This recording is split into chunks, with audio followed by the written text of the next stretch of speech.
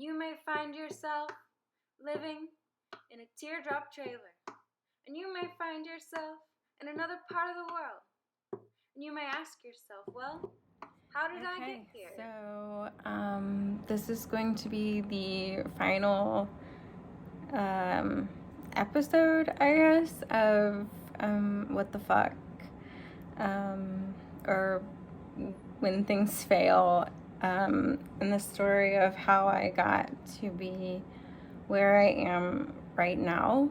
So this is episode 20, and somehow, like, half of the one episode 19 got cut off the story, and I'm really bad at it. Well, not like bad at it, but just like doing computer stuff and editing, and so I just left it. And so the last part where it splits doesn't make any fucking sense to what I'm talking about, but I'll finish it and continue it here, and tell you, where I am now. So, the whole story, videos were to kind of tell you, starting maybe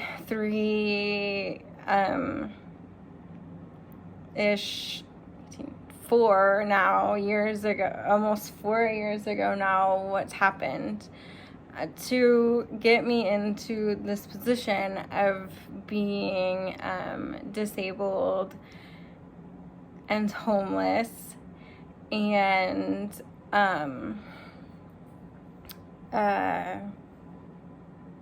yeah. So it's been a long story, and I honestly don't even remember what I started with. If I started with like my divorce or moving across the country or the assault or whatever. I have a terrible memory. But I do know that the last episode was cut off with me talking about how the trailer, so the guy that is an alcoholic and I was staying with and moved,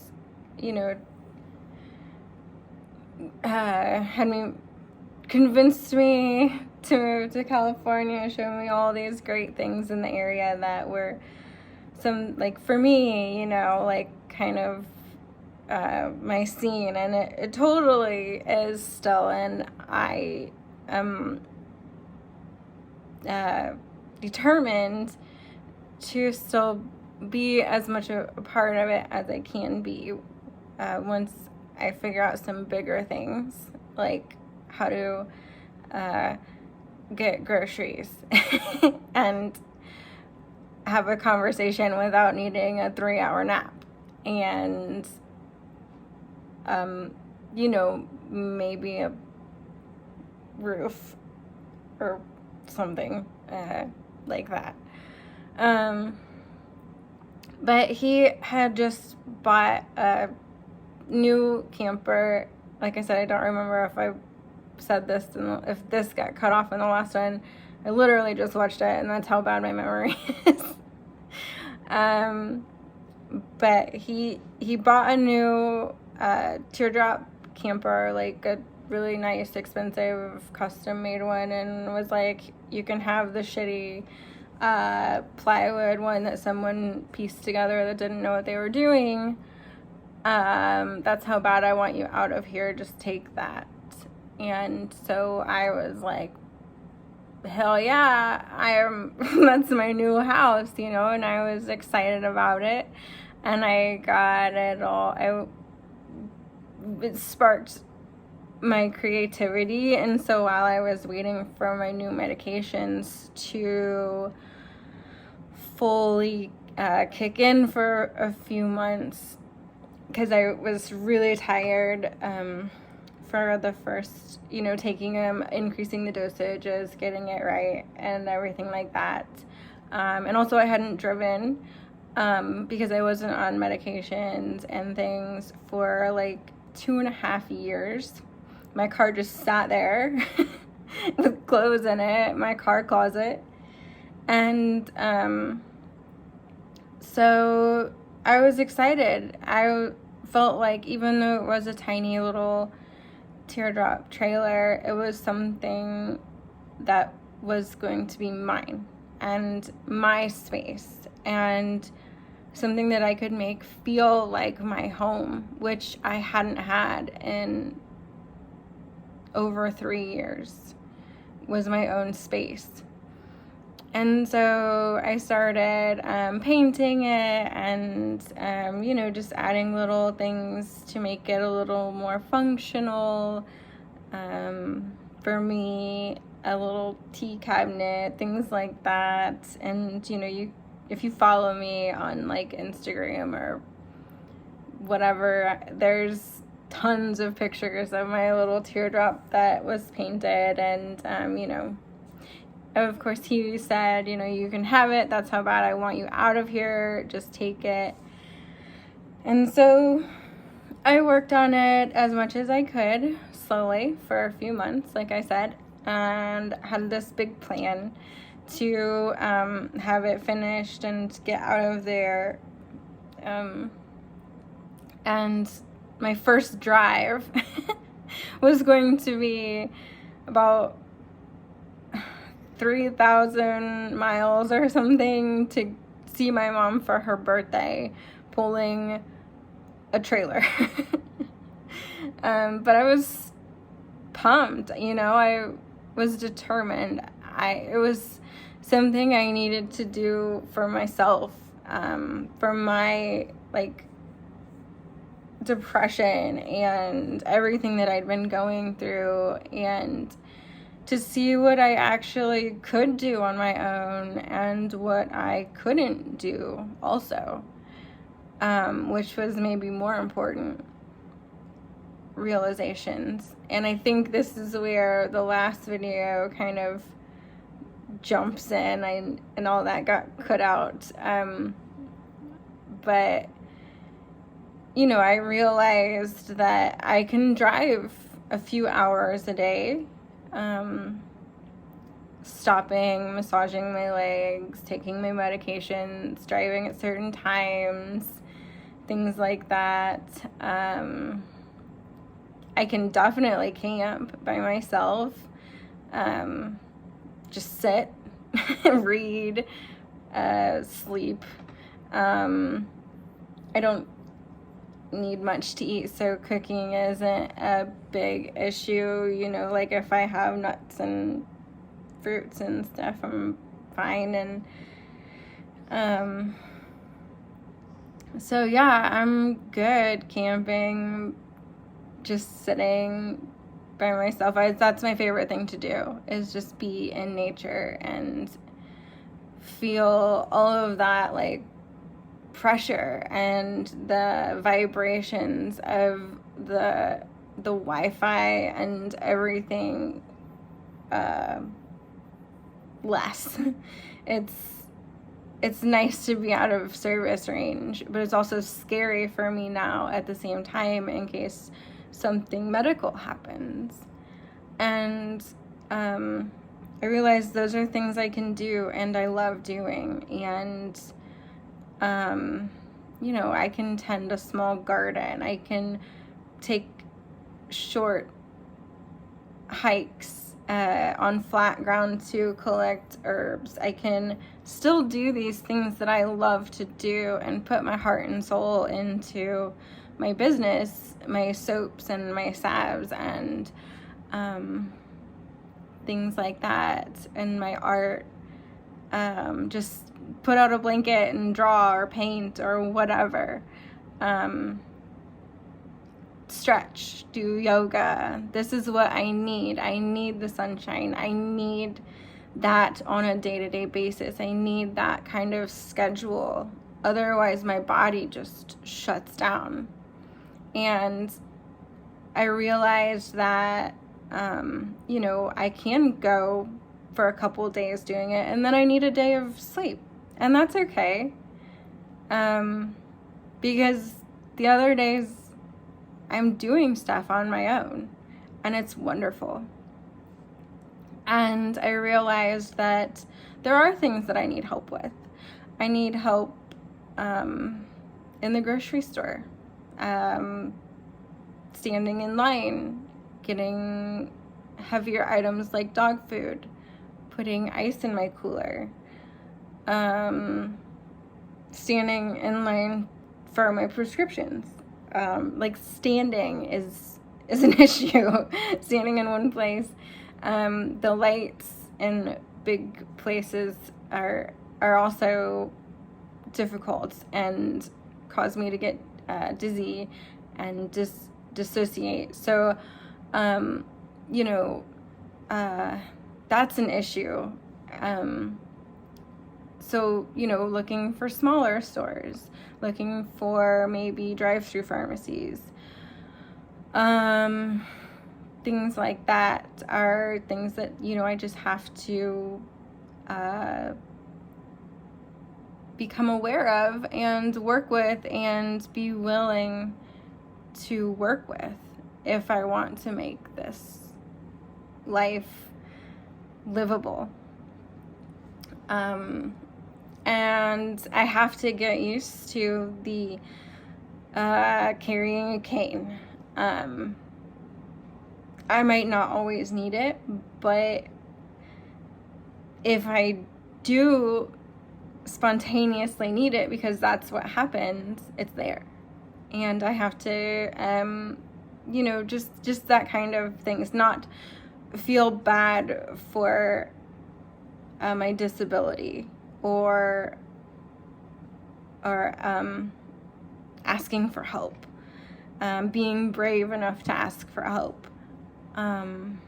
which is a huge one for me because I have like crippling social anxiety anyway. So a lot of times I just go without because I don't want to ask for help. Like I will just not get things that need refrigerated in my cooler, or, you know, whatever. So I still have a lot of things to work on and a lot of progress to make, and more medication trials to help me with the spasms and tics and tremors and things, and yada yada yada yada. Live my life a little bit fuller, maybe longer hikes, or you know, less tired, or the fatigue, or you know, work on my blood pressure, not the dizziness, things like that. Avoiding places that cause the episodes, or seizure-like episodes. Avoid social situations that cause that stress, anxiety, stuff that triggers it with my PTSD, realizing what those things are, trying to understand the root of them, and be truthful and honest to myself about the situation and how to handle it, and how to work from there. So I guess that's where I am now, still on the road, still trying to get a home. But once I got, you know, my disability and the camper ready, I was ready to go. I wanted to go so bad. And then, of course, last minute, he had changed it on me. We discussed a few things, and then, you know, he's like, well, I want what I paid for the camper and what I put into it. And I don't have any money, you know, but whatever. I just took it and left, and still trying to figure that out. Payments and things for that. And then he switched the tires last minute. I am sure a lot of you remember that fun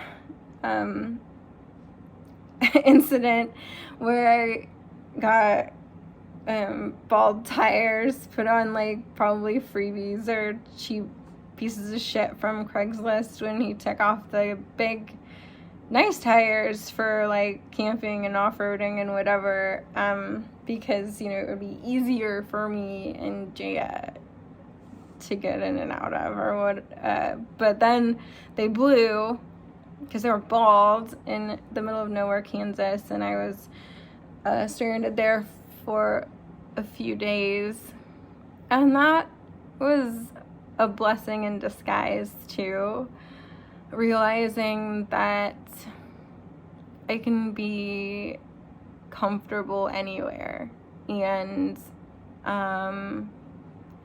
that, you know, being stuck or I'm always calm in those situations, like maybe too calm in those situations anyway, but taking those few days to rest and just hang out was amazing. And the monster's up, and I switched sides on you. So, you know, I made it. I made it to see my mom for her birthday. I discovered what I can and can't do and what I need to work on. And I made it back. And I fucking did it. I did something that when I first got my disorder, I never thought would be possible again. Driving, camping by myself, you know, doing these things, little errands, and it was this huge sense of accomplishment. And of course, I didn't do it alone. I had a lot of help from a lot of people, you all, and you know, I guess once I made it back to California is where my journey of how I'm where I am now kind of changed. I met my friend who was dog sitting, and we then dog sat together, and we got together and kind of collaborated caravans.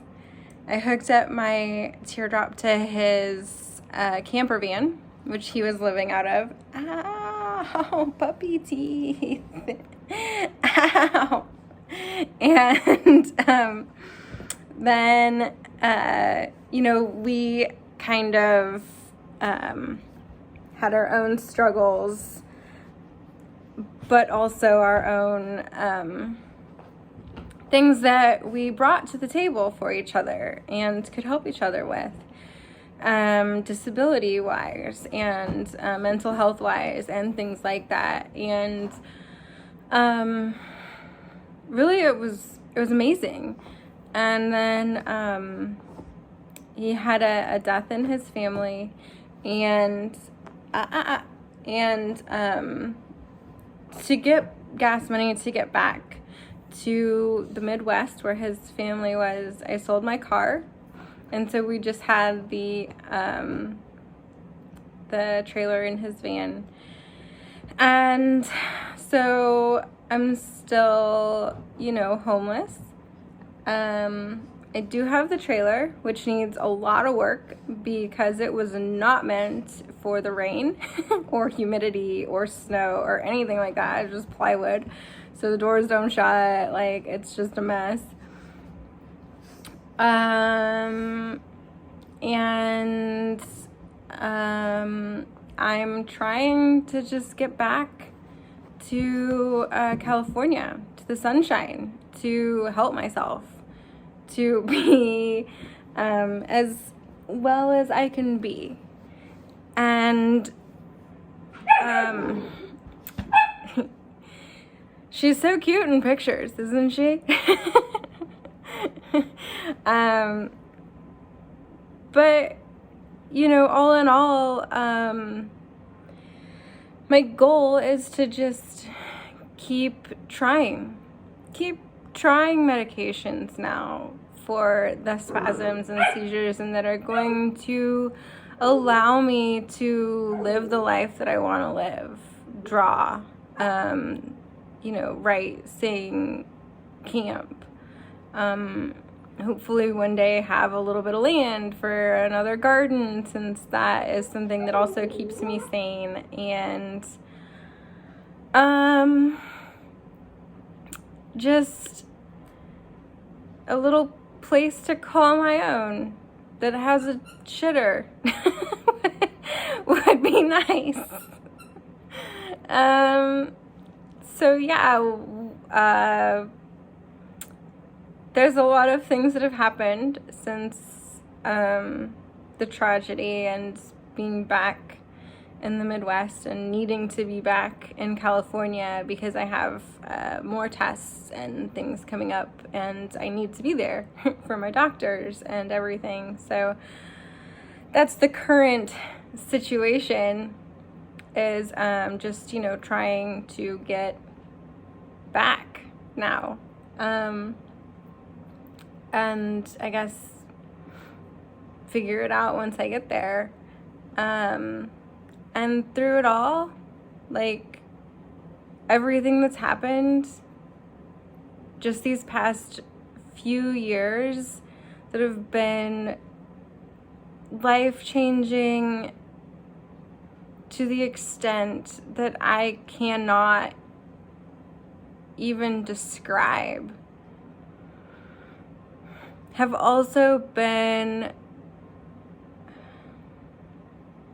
a blessing in disguise. I know that I called the series like When Things Fail and What the Fuck, because in a lot of ways, you know, it's true. Everything failed. My marriage, my move, my you know, I had the big plans to get into the art communities and co-ops and stuff, and that failed, and my illness and the assault and COVID and my car, just everything, the bad living situation,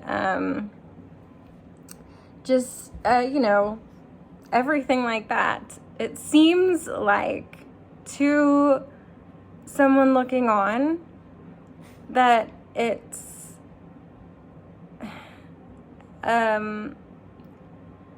you know, a sad story, you know, not getting disability for a long time, losing my job because of my illness and my disorder, and being dismissed by all the doctors and everything.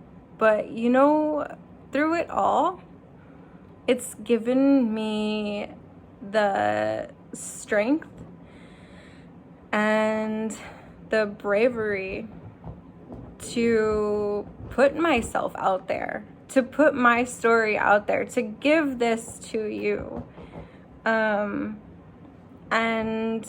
to just be me and be accepting of my limitations, and try to, instead of thinking of them as limitations, but as obstacles, and thinking outside of the box and how I can still live my life to the fullest, give back as much as I can in whether it's food that I don't eat, or kindness, or just like some sort of inspiration or wisdom or whatever. I hate to think of myself as that, but like, I've been through a lot of shit, so I can probably have some insight for some people in these videos. So maybe things didn't fail. Maybe they worked out exactly how they needed to. And I am trusting the universe to bring me back home to the sunshine, to where I know my heart and my soul will be fuller, and I'll be able to heal better, or at least function better, and to my fullest, so that I can put myself out there more, because I have nothing left to lose. And thank you so much for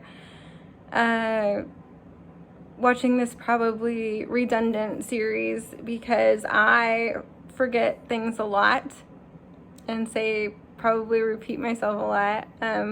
But thank you for being here with me, and thank you for all of your support and understanding and encouragement to do this. And it really helps. It really helps to know that I'm not just speaking into a void of nothingness, or even if I am, fuck it, it's for me, right? I'm also releasing. But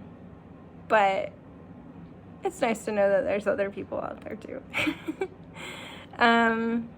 I'll start the next series, which I'm not sure what it's going to be called or anything, but the next one is going to be about my significant other and I coming together, and our journey from then until now, and hopefully it will become a